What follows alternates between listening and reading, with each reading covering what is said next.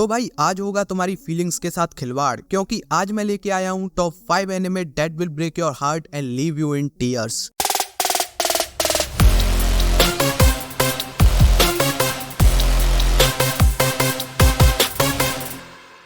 Number 5 Ano है ना the flower we saw that day. इस एनिमे के अंदर तुम्हें स्टोरी देखने को मिलेगी 5 बचपन के दोस्तों की, जिनके रास्ते बहुत पहले से ही अलग हो चुके थे, लेकिन अब एक बार फिर वो एक दूसरे से मिल रहे हैं, क्योंकि उनकी एक दोस्त जो उस टाइम पीरियड में मर गई थी जब वो सब साथ में थे, उसका घोस्ट अपीयर हो गया है और वो अपने दोस्तों से चाहती है वो उसकी आखिरी विश पूरी करें, और ये विश उनमें से कोई एक पूरी नहीं कर सकता, उन सबको साथ में आना होगा। अब इसके बारे में और मैं तुम्हें क्या ही बताऊं, इसका तो प्लॉट ही इतना सैड है। सोच के देखो, वो सब अपने फ्रेंड से एक बार फिर से मिल रहे हैं ताकि वो एक बार फिर से उससे दूर हो सके, क्योंकि अल्टीमेटली कभी ना कभी तो उसे वापस जाना ही होगा। सोच के ही मूड खराब हो रहा है। Number 4 plastic memories. देखो भाई, अभी एक मूवी आई थी शाहिद कपूर एंड कृति सेनन की, तेरी बातों में ऐसा उलझा जिया। अगर तुमने वो देखी है और उसका रोमांस वाला एंगल तुम्हें पसंद आया था, तो फिर ये एनिमे भी तुम्हें बहुत ज्यादा पसंद आने वाला है। इस एनिमे के अंदर तुम्हें स्टोरी देखने को मिलेगी सुकासा की, जिसे एक एआई कॉर्पोरेशन में काम मिल जाता है अपने फादर की पोस्ट की बदौलत। ये कंपनी ऐसे एंड्रॉइड्स बनाती है जिनमें तुम्हें वो सारे इमोशंस देखने को मिलेंगे जो किसी इंसान के अंदर होते हैं। तो इन्हीं में से एक एंड्रॉइड है इसला, जिसे सुकासा की as a work partner select किया गया था, लेकिन दिल तो बच्चा है जी, और सुकासा का भी बच्चा है, तो सुकासा उस एआई के लिए फील करने लग गया है, और ये बहुत बड़ी प्रॉब्लम हो चुकी है। अब ये स्टोरी तुमने बहुत सारी मूवीज एंड सीरीज के अंदर देख रखी होगी, जहाँ एक ह्यूमन को एक रोबोट से प्यार हुए जा रहा है, और इस केस में हमें पहले से ही पता होता है कि ये कभी हैप्पी एंडिंग तो हो ही नहीं सकती, फिर भी हम ऐसी स्टोरीज देखते हैं और ये हमेशा हार्ट ब्रेक के साथ खत्म होती है। Number 3 Violet एवरगार्डन।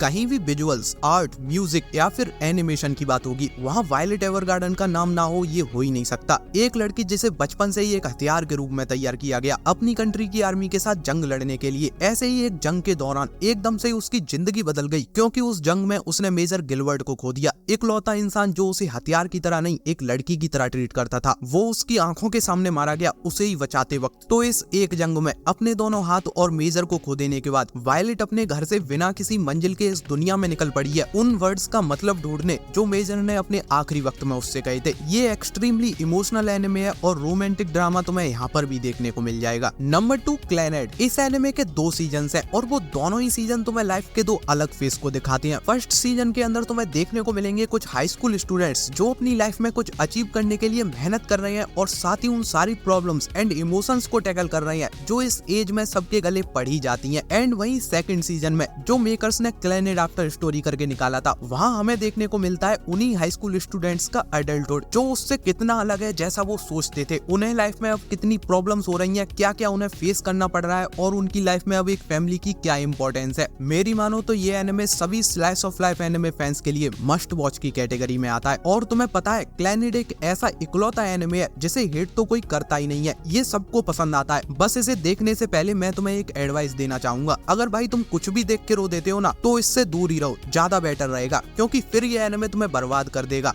मैं बर्बाद होना चाहता हूँ। Number 1 erased. इस एनिमे के अंदर तुम्हें 2 टाइमलाइंस का खेल देखने को मिलेगा। ये एनिमे टाइम ट्रेवलिंग पर बेस्ड है। इसके अंदर तुम्हें स्टोरी दिखाई गई है मांगा आर्टिस्ट सातोरू की, जिसके साथ कुछ अजीब सा हुआ है, उसकी पूरी दुनिया हिल गई है, और ये जो उसके साथ हो रहा है उसे रोकने के लिए उसे टाइम में 18 साल पीछे जाना पड़ा है। और जैसे ही वो वहाँ पहुँचता है, उसे पता चलता है 18 साल पहले जो उसके क्लासमेट का मर्डर हुआ था वो किसी तरह से कनेक्टेड है उस सब के साथ जो अभी 18 साल बाद उसके साथ हो रहा है। तुम्हें इस एनिमे में देखना है अब सब कुछ ठीक करने के लिए और इस मिस्ट्री को जल्दी से जल्दी सॉल्व करने के लिए सातोरू क्या क्या करेगा, क्योंकि इस पूरे लफड़े के साथ उन सबकी जिंदगी भी दांव पे लगी है जो उसकी लाइफ में इंपॉर्टेंस रखती है। ये काफी बढ़िया एनिमे है, किसी भी एक्सपेक्ट में तुम्हारी नजरों में फेल नहीं करता, फिर चाहे वो कैरेक्टर डेवलपमेंट की बात हो, स्टोरी की, या फिर इमोशंस की। इसी के साथ वीडियो पसंद आया है तो लाइक शेयर सब्सक्राइब, जल्दी मिलते हैं, तब तक के लिए बाय बाय। और डिस्क्रिप्शन में एक लिंक है, उसे ओपन करके जरूर देख लेना।